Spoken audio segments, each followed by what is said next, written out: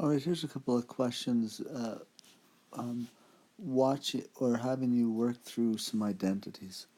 So in number 5, they say sine minus cosecant squared.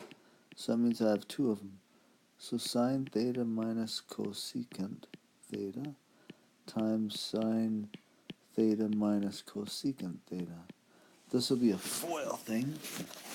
So sine times sine is sine squared theta. Sine times cosecant theta would be a minus, I guess just write sine theta cosecant theta. And then that's that one. And then this one would be another minus sine theta cosecant theta. I just put them so they're in the same order. And then this one times this one would be a plus cosecant squared theta. All right. Cosecant, one thing I know about cosecant is that it's the same thing as 1 over sine. That's, where is that one? That's this one. So wherever I see a cosecant, I can write it as 1 over sine theta minus sine theta, times 1 over sine theta plus cosecant squared theta. Okay, here the sines will cancel, so that whole thing I'll have sine squared theta minus 1 minus these will cancel, so it's another 1 plus cosecant squared theta. So I've got sine squared theta, I guess minus 2, although I might want to break that up, plus cosecant squared theta. Then I look up here and see if I have an identity that might be able to change that. Here's a cosecant squared, and it's equal to 1 plus cotan squared.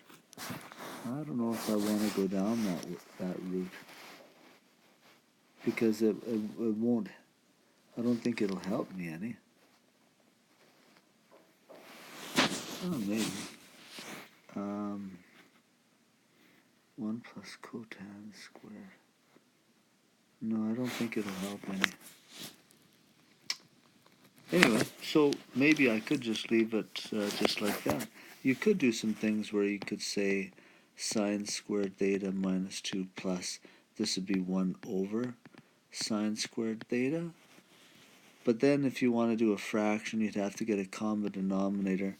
It's just going to be ugly. So I might just leave it like that, unless there's an identity that I'm missing, and that could be.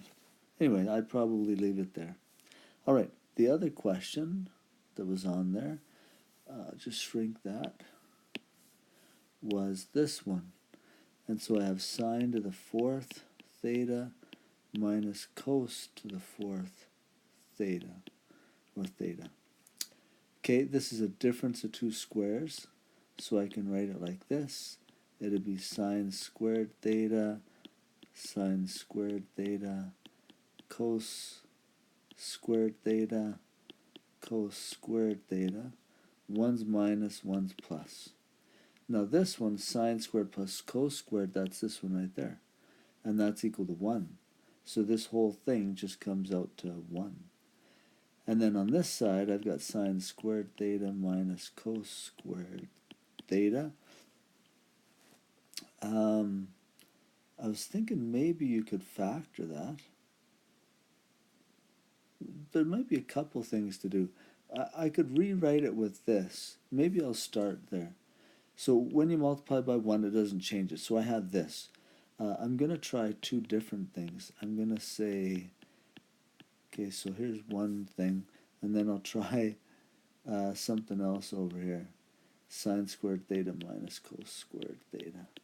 Okay, this one you could factor to sine theta. It's a difference of squares again. So sine theta and cos theta. One's minus, one's plus. So that's one thing that you could do. The other thing you could do using this identity at the top, you could move, say, solve it for cos squared theta. So I'm going to move the sine squared to the other side. So it'll be cos squared theta is equal to 1 minus sine squared theta. So anywhere I see this, I can replace it with that. So I have sine squared theta minus, and I'm replacing it with this, the cos squared theta. So 1 minus sine squared theta. So this would be sine squared theta minus 1 plus sine squared theta, because that minus has to apply to both. So there I've got like terms, so there's two of them, so I'd say that's 2 sine squared theta minus 1. And then I think that that's an identity.